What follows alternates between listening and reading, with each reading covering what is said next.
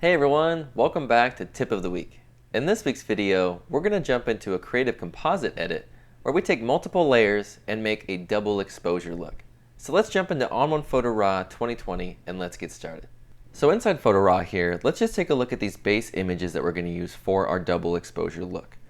So whenever you're creating that double exposure look, always go for sort of high key images. Images with a lot of white in the background and kind of a muted or minimally toned subject. So if we take a look at these images here, for our main subject, we have this sort of silhouetted image of this guy and then a really kind of high key backdrop, just almost white. And then if we go to this next image of this mountain, we have a whole lot of white or gray. We can turn this into white, and then we really just have this minimally toned subject right there. And then if we go to our next shot here, again, sort of a minimally toned subject with this road, and basically we're going to turn this into a black and white anyway. So really high key images work well for multiple exposure or double exposure looks. And then with our next layer, we're going to use these birds, but we're going to take away this backdrop using a blend mode. So if we go back, all of these images are very minimal and very muted, not a whole lot of tones in them, not very harsh shadows. Really evenly lit and high key images are your best bet when going for multiple exposure or double exposure looks. So what I'm going to do first is I'm just going to click on this image here to make that my base exposure. That means that when I click on this photograph and then select the rest of these, this image here is what we're going to use as our canvas size. So I'll make sure that I select this first. With the blue around it, I know that it's super selected. Then I'll just hold down Shift, and then I can select the rest of these photographs. And to take all of these images into the Edit module as layers, I'm just going to head over and select Layers. So now we're inside of the Edit module here, and if we look at our Layers pane, we have those 4 different photographs now as different layers here. So we have our bird layer, our road layer, fog layer, and then our base photograph here. Well, I'm just going to turn off these layers that we don't need. I'm going to turn off the bird layer and the road layer. We're going to use those later on in the tutorial. But for now, let's just focus on these two, this fog and our base. And I'm actually going to turn off the fog one for now as well. So with our base photograph, I'm going to make sure it's selected inside of the layers pane. And one thing we need to do before we start creating this double exposure, or this multiple exposure rather, is we need to beef up the tonality of these images a bit. And what I mean by that is we basically need to go in here and boost the whites and a little bit of the exposure in these photographs, because the more white we have in these images and more contrast, the more interesting it's going to look when we add different layers on top of it. So for this base photograph, I'm not going to be doing anything too crazy. All I'm going to do is I'm going to pull up on my exposure about, I don't know, 0.55, something around there. And then I'm going to pull up on my midtones just a little bit, maybe about 11, and then I'm going to pull up on my whites to about 15. And this just ensures that this white around him is pure white, and if it's pure white, that means whatever layers I add on top of it, when I go to blend them, it's going to blend in a lot more nicely and give that sort of double exposure look that you're used to seeing. So that looks pretty good. We can always go back and modify this again later, so let's just leave that as our look for now, and then let's turn on that fog layer. And you'll notice that by boosting the whites and such in that base photo, our fog layer looks a little bit dim now. So let's actually go into our fog layer, make sure that's selected in our layers pane. And now we need to beef that up a little bit too. So we're going to go into our exposure, and actually let's not modify the exposure for this. All we're going to do is just pull up on the whites here until they're kind of matching with the whites on the base photograph. That looks pretty good just like that. We'll leave that as is for now. So now we need to go into our fog layer here, and we need to match the tonality of our base photograph. And all we need to do to match the tonality is we need to desaturate this fog layer. So let's just convert it to black and white really quickly by going into our effects tab here. We'll add a filter, and we'll add the black and white filter. Very simple, really easy. And one thing you could also do inside of the black and white filter is you could modify the tone of this mountain layer. So if you wanted more whites or to be a bit more contrasted, you could go in here and modify your whites with your tone sliders in here and things like that. I'm going to leave it the way it is for right now, and we can always go back and readjust. And now let's go up to our layers pane here. I'm going to make sure that fog layer is selected, and then I'm going to hit V on my keyboard. With V on my keyboard, that accesses the transform tool. With the transform tool, you can move your layers around and flip them and scale them up and down, so it's a really helpful tool for working with multiple layers. So with my transform tool selected, I'm just going to drag this down kind of near his hoodie right there. And then let's head over to our layers pane, and we're going to start using blend modes to kind of create this double exposure. If I turn this fog layer off, I don't really like all of his hoodie kind of hanging out around down here. So we can use a blend mode to kind of almost look like his head is levitating. So let's turn that fog layer back on here. And I'm going to go into my blending options with this gear icon there. And I'm going to go down to screen. Now if I click on screen there and I move this layer, you can see we're sort of achieving that look. We're achieving, you can kind of see his hood there, but we're achieving a little bit of the levitating there with the fog kind of masking out the bottom of his hoodie. So what we can do now with this mountain layer is we can modify it a bit, make it a little bit brighter to really remove all of that hoodie area that we can see from our subject. So let's just click on that fog layer or make sure that it's selected. I'm going to head back into my black and white, and I'm going to go back into that tone, and then let's just raise the whites like we were doing. So you can see that when I raise those whites up, it's basically kind of concealing that area below where we could see his hoodie. So we'll just pull those whites up again until we can't see that. Perfect, right about there. So now it almost looks like his head's levitating, and we're going to remove this mountain, so don't worry about that area for right now. But let's just focus on this bottom part here. Now I like what it's doing to his hoodie right there and right in this area, but I really would like to see the facial hair right there. So we're going to mask this out real quick. Now to mask out layers, let's head over to our layers pane and let's click on the masking options for that layer. That makes sure that we're in the masking options for the layer and not any filter or local adjustment. So now that we're in the masking options for that layer, I'm just going to hit B on my keyboard if my masking brush isn't already selected. And I need my mode set to paint out. And I'm going to leave my opacity at 100% for right now. And I'm just going to go in and I'm going to paint this mountain kind of off the top of our subject here. And you can kind of paint it away from the entire photograph and just leave it where you want it. So I'm going to paint it away from his face and maybe back there. And then I'm just going to paint, oops, went a little too far there. Then I'm just going to paint that around right there just to make sure it's removed. And then we can go in here. I'll lower my brush size with the bracket key on my keyboard. And then I'm going to go up to my opacity. I'm going to lower the opacity to about, I don't know, 40 or so. And then I'm just going to kind of tap in here and remove some of this fog from the subject so that we can really see the facial hair and whatnot. Now if you remove too much, just hit Z on your keyboard. You could zoom in and then just kind of do the same thing. I'll hold down Shift and hit X. That'll give me the paint in tool, and then I can just paint that fog back in to his hoodie right there where I painted it out. And again, you don't have to get too specific right there. But the more exact you get it, the better it's going to look. So let's remove a little bit of that from his neck so it doesn't look unnatural. That looks pretty good. Let's just zoom out here. And one thing I want to do real quickly is I'm just going to hit V on my keyboard, and that's going to make sure that I have my transform tool selected. And with that fog layer selected in my layers pane, and with the transform tool selected, I'm just going to move this fog layer up a hair. And that's just so I can remove a little bit more of that hoodie area kind of right there. That cleaned it up quite a bit. So then I'm going to zoom in again. I'm going to hit B on my keyboard. That'll grab me my masking brush, and then I can remove this excess from his beard there. And then I'll just clean this area up again, like that. Zoom out. Sweet. Looks pretty good just like that. We have that nice kind of floating head visual going on, which looks pretty cool. So now that we have this kind of floating head here, we need to add a little bit of life into it.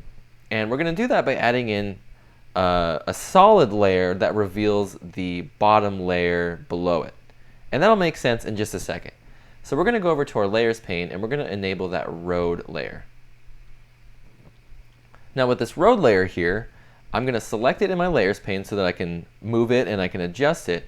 And again, I'm going to hit V on my keyboard, and I'm going to drag this layers pane up a little bit, and I'm going to lower the opacity of this layers pane so I can kind of see where I'm positioning it on my subject here.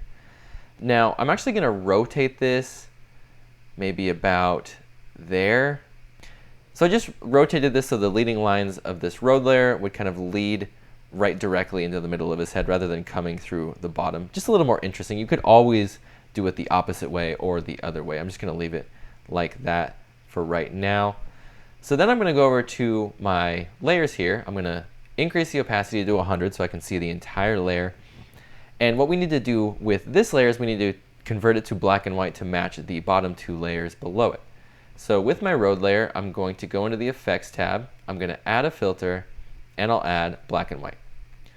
Now I don't need to do too much with this, but what I could do is paint on a little bit of a local adjustment to brighten up these areas in the backdrop, and that will make it blend a little bit more naturally when we put it on top of our base photo. So I'm going to go into my local adjustments here. I'm going to go to lighten. That's going to increase my exposure 1. And then I'm going to increase my brush size with the right bracket on my keyboard. I'm going to increase my opacity to 100. Maybe not that big. And then I'm just going to brush this on all of these little areas of gray in here to make them more white, just to sort of match the tones that we have in our other two images.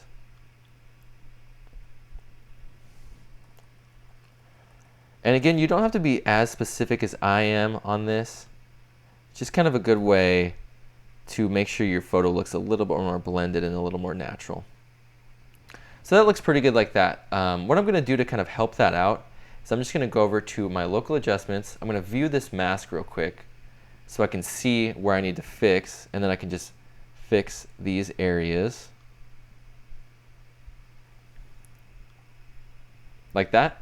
And then I'm going to click on this gear icon here for this local adjustment, and I'm going to use my tone protecting sliders, and I'm going to pull up on this shadow one, and that's going to protect some of those shadow tones. You see there when I pull up on the shadows, basically protects those really dark tones from that local adjustment. Let me just zoom in real quick. So if I pull my shadow tones back, you can see it's applying a lot of that brightening local adjustment to them. But if I pull on my shadows kind of protect slider, I pull that up,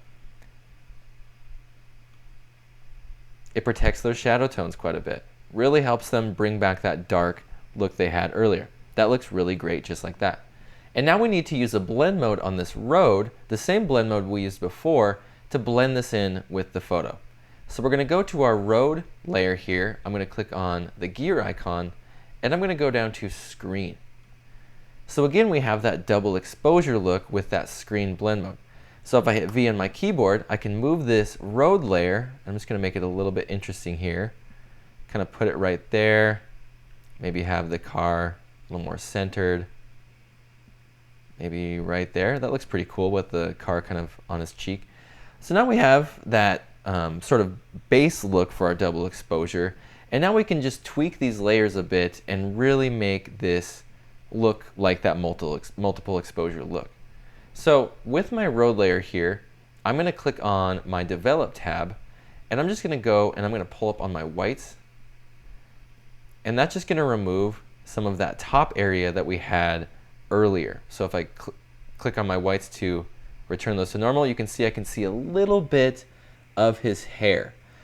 Now with the screen blend mode, what it's doing is it's saying whatever tone is the lightest in these layers, that tone is not going to be shown. So if you have a darker tone under this road layer, a darker tone than whatever is above it, that's going to reveal itself when you're using the screen blend mode. So by using these whites, we're increasing the whites and we're brightening that tone, so technically nothing is being revealed because we just have white, white, and white. So I'll pull those back just a little bit, maybe to about 20 or so. That looks pretty good right there. So now we're going to go in and we're going to put our road layer So now we're going to go in and we're going to duplicate our road layer here, and we're going to add it on to the subject to remove a little bit of this ear area and then also kind of cement it more onto the shot. So the first thing we need to do that is we need to create a mask for that road layer. So I like this area right here, and this would be a perfect mask to use. So let's grab our fog layer that we used to create that area. Let's go into that fog layer, we'll right-click the fog layer, and we'll duplicate that layer. Now with this fog duplicate, we don't have anything done with the mask. So let's just right-click this, and let's name it Lumen Layer. The reason we want to use this lumen layer is because we're going to take the mask from this lumen layer and we're going to paste it on the road layer. So we'll click inside this lumen layer mask, and what I'm going to do is I'm going to view the mask, and I'm just going to select lumen. Now the lumen mask is going to create a luminosity mask based on the bright and dark areas within your image. And at first it's always going to favor the brighter areas. So now with this luminosity mask here, we're actually going to take this bottom part of it and we're going to apply it to our road layer. But first we need to tune it up a bit and ensure that this area is completely white. So let's head over to our masking options here, and we're going to use this level slider to do that. So with this level slider here, if you pull right on one of these points, it's going to remove that area from your mask. So I have my shadows here, I have my midtones, and I have my highlights. If I want to remove my highlights from my mask or remove midtones from my mask, I just pull them to the right. So by pulling my midtone point to the right, it's removing the midtones from my mask. But what I want to do is I want to remove these kind of shadow tones from my mask, add in some midtones, and that's going to brighten up the mask. I'm really just focused on this bottom area here. So now let's just pull back on our highlights. That'll add in some highlights and really bring that white. And that's about exactly what I'm looking for right about there. So now I'm going to go over and I'm going to copy this lumen layer mask here. Just copy the mask. Now let's disable that lumen layer. I'll make sure that road layer is selected, and then I'm going to right-click the road layer. I'm going to duplicate the road layer. Then I'm going to rename the road layer Road Copy. And now with this road layer, go into your gear icon and change it back to normal. So we're back to that overlaid look that we were looking at earlier before we used the blend mode. Now with that road copy here, we're going to go into our masking options, and I'm going to paste that mask that I was playing with earlier. Now let's go over and we'll invert this mask.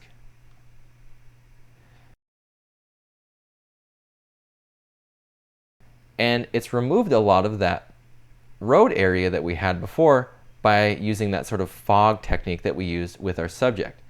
Now we obviously have a ton to clean up here, but all we have to do to clean this up is just brush this off all of these areas up top here. So I'll just make sure I have my masking brush selected by B on my keyboard. I'll hold down Shift, hit X, that switches it to paint out.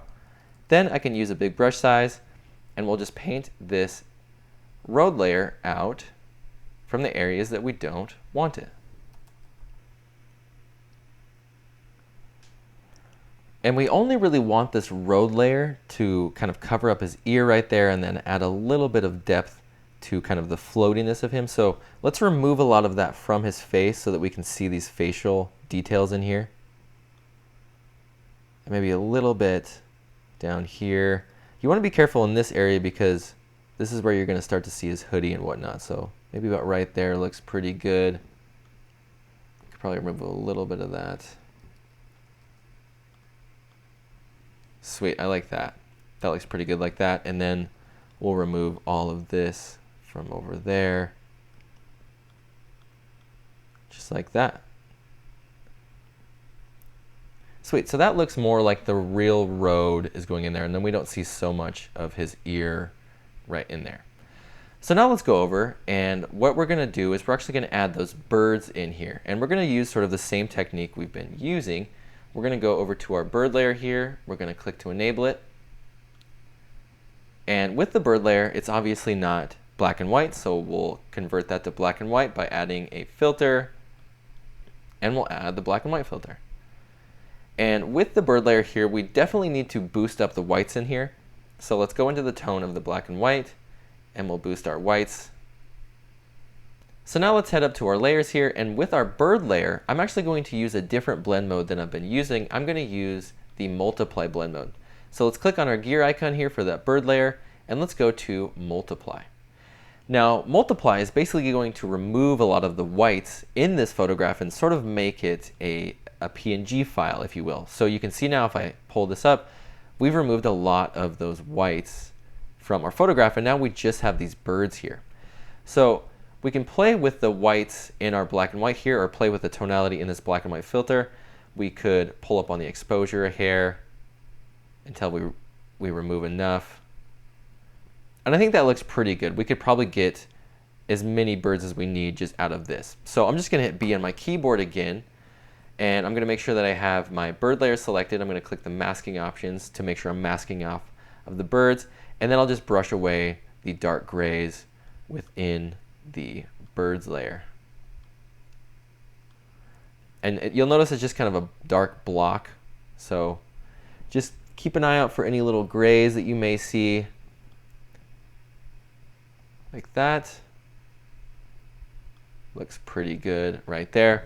And so now that we have kind of this PNG bird layer, what we need to do is angle it a little bit so that it matches our road. So I'm just going to hit V on my keyboard, and then I'm just going to rotate this a little bit by grabbing the side of it, and I'll rotate it kind of to match that road layer like that. And right there, that looks pretty good, just like that. So now let's go in, and all I'm going to do for this image is I'm going to crop it real quick. I'm just going to hit C on my keyboard, and let's just crop our canvas a little bit. I'm going to choose a 1x1, so we just have a square right about there. And there we go. I think that looks pretty good, just like that. So that's how to create a nice double exposure using multiple layers, some blend modes, a luminosity mask, and more inside ON1 Photo RAW 2020. I hope you learned a little bit about using different layers and some masking. If you like this video, please subscribe to our channel and stay updated whenever we drop new content and new videos. Have a great week, everybody.